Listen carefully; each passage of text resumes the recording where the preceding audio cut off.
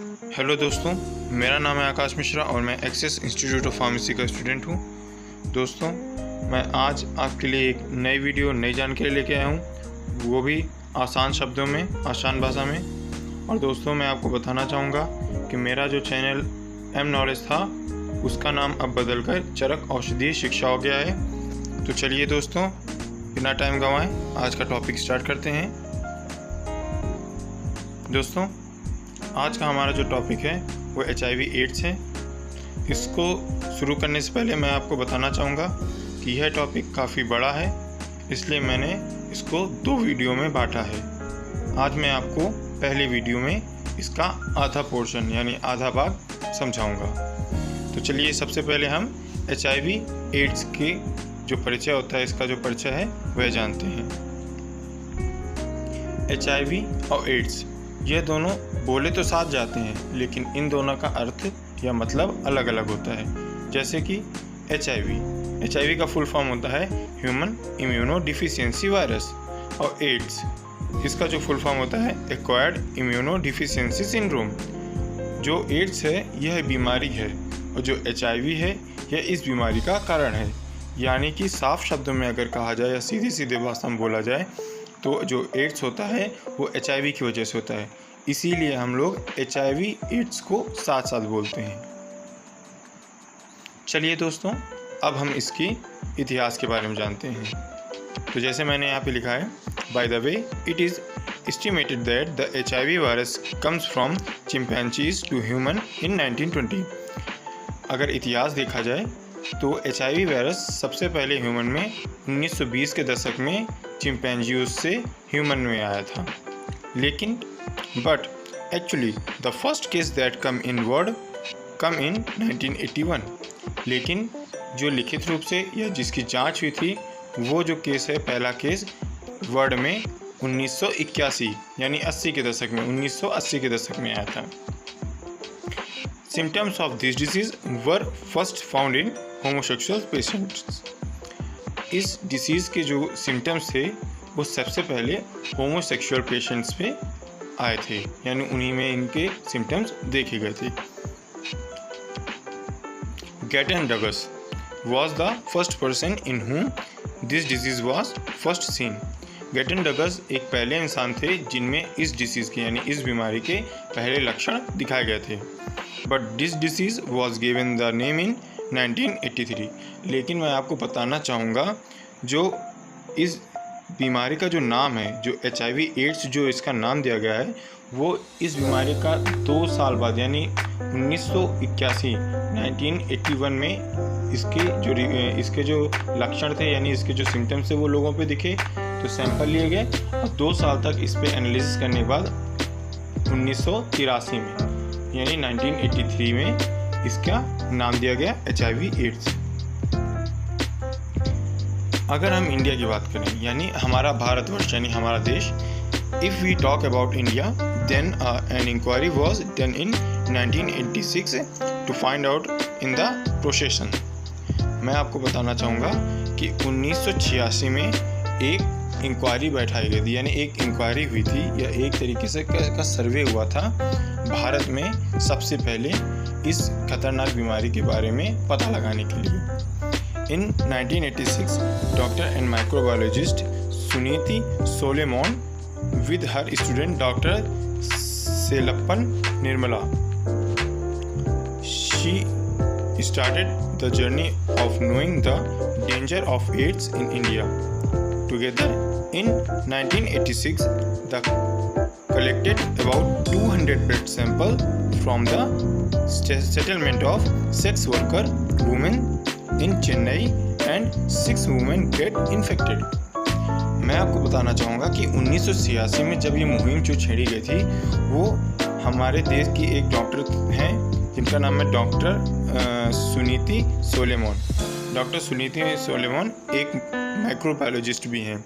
उन्होंने अपनी एक स्टूडेंट जिनका नाम था डॉक्टर सेलप्पन निर्मला के साथ 1986 में हमारे देश में ये इस खतरनाक बीमारी के बारे में पता लगाने की मुहिम छेड़ी, और उन्होंने जो रेड लाइट एरिया होता है वहाँ से लगभग 200 महिलाओं के ब्लड सैंपल लिए फिर उसके बाद उन्होंने वो ब्लड सैंपल विदेशों में भेजे और वहाँ से जब टेस्टिंग करके इनके जो रिपोर्ट्स हैं उससे पता चला कि उन 200 महिलाओं में से 6 महिलाएं HIV पॉजिटिव हैं। चलिए दोस्तों, अब आती है क्वेश्चन सेक्शन की बारी। हमने इसका इंट्रोडक्शन पढ़ा, हमने इसका इतिहास अभी जाना। अब हम आपको बताते हैं कि आपके मन में क्या क्या सवाल आ रहे होंगे जो नॉर्मल हो सकते हैं। पहला सवाल आपके मन में आ रहा होगा normal, how does this virus enter inside our body, कैसे ये वायरस हमारी बॉडी में इंटर करता है। और दूसरा क्वेश्चन है, how this virus affects our body and our immunity, कि यह जो वायरस है आखिर कैसे हमारी बॉडी को इफेक्ट करती है और हमारे इम्यूनिटी यानी हमारे इम्यून सिस्टम जिसे हम बोलते हैं रोग प्रतिरोधक क्षमता को प्रभावित करती हैं।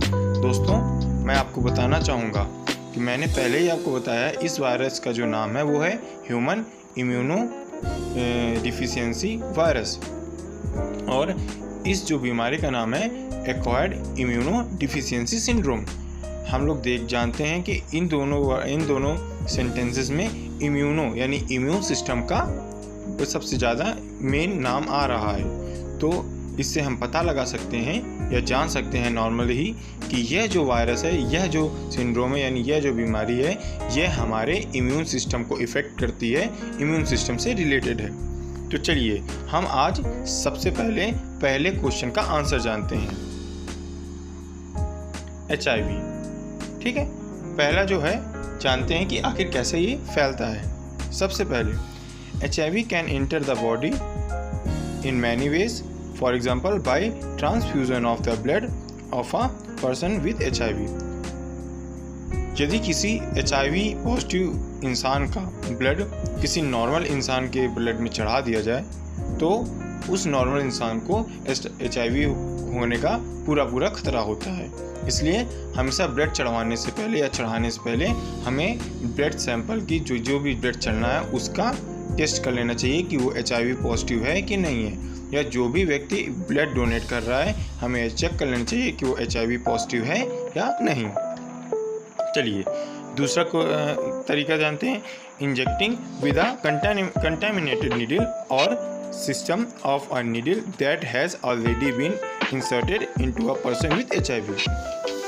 दूसरा कि हो सकता है किसी लापरवाही की वजह से जो हमारी नीडल यानी हमारा जो इंजेक्शन हमें को जब लगता है तो वो नीडल और इंजेक्शन चेंज ना किया गया हो और वो पहले उसी से किसी HIV पॉजिटिव व्यक्ति के इंजेक्शन लगाया गया हो या किसी HIV पॉजिटिव व्यक्ति को इंजेक्शन दिया गया हो और बाद में उसी सिरिंज से उसी नीडल से किसी एक स्वस्थ व्यक्ति को भी इंजेक्शन दे दिया जाए तो उस स्वस्थ व्यक्ति में HIV पॉजिटिव होने के पूरे चांसेस और बहुत ज़्यादा खतरा हो सकता है, क्योंकि दोस्तों जो भी हम इंजेक्शन देखते हैं वो डायरेक्ट ब्लड में जाता है। ठीक है, तो उससे ब्लड के कुछ पार्टिकल उस इंजेक्शन में आ सकते हैं, जिसके साथ वो वायरस भी आ जाएगा और दूसरे स्वस्थ यानी हेल्दी पर्सन के ब्लड में भी इंटर कर जाता है। Using a third point, using a blade of a person suffering from HIV।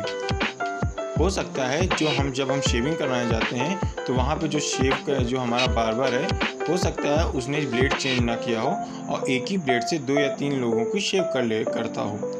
तो दोस्तों, अगर एक ही सेम ब्लेड से अगर किसी HIV पॉजिटिव व्यक्ति का शेव किया गया है एक ब्लेड से और अगर कट की वजह से उसमें अगर ब्लड आ गया है और उसी ब्लेड से आपके भी अगर शेव कर दिया जाएगा या किसी स्वस्थ व्यक्ति के भी शेव किया जाएगा और अगर उस ब्लेड से कट लग गया तो वो वायरस HIV पॉजिटिव व्यक्ति का जो वायरस है HIV वायरस होगा वो एक हेल्दी पर्सन में चला जाएगा, जिससे यह डिजीज़ और यह वायरस उसके ब्लड में होने के पूरे चांसेस हो जाते हैं।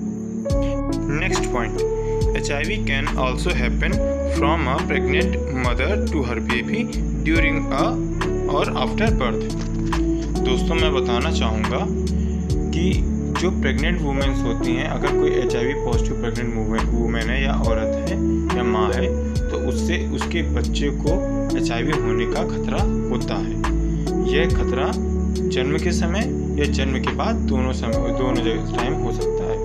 जन्म के समय भी, क्योंकि जो बच्चा होता है वह जब पेट में होता है वो माँ के रक्त यानी माँ के रक्त से ही न्यूट्रिशन प्राप्त कर रहा होता है यानी ले रहा होता है। तो उस समय भी वायरस उसके बॉडी में इंटर कर सकता है। और उसके जब बाद में जब बर्थ हो जाती है, जब उसका जन्म हो जाता है, उसके बाद जो माँ होती है वो क्या कराती है, फीडिंग कराती है, जो अपने दूध पिलाती है, जिसकी वजह से उसको HIV हो सकता है। ठीक है। It is also happen through unsafe sex. ये अनसेफ सेक्स की वजह से भी HIV हो सकता है। और मैं आपको बताना चाहूँगा जो सबसे ज़्यादा मामले जो आते हैं युवा में यानी यंगस्टर में HIV होने के, वो मेन जो कारण है वो अनसेफ सेक्स ही है। ओके दोस्तों, मुझे उम्मीद है कि यहाँ तक की वीडियो आपको पसंद आई होगी और यहाँ तक की वीडियो में जो भी जानकारी मैंने आपको बताई आपको समझ में आई होगी। यदि आपको वीडियोस अच्छी लगे तो कृपया लाइक करें, और आप हमारे चैनल पे नए हैं तो कृपया सब्सक्राइब करें और बेल का आइकन दबा दें ताकि आपको हमारी नोटिफिकेशन आ जाए और इसी तरह आपको हम नॉलेज या जो भी हमारे पास ज्ञान है वो आपके साथ शेयर कर सकें। इसका नेक्स्ट पार्ट मैं अगली वीडियो में आपको बताऊंगा। तब तक के लिए नमस्कार, धन्यवाद।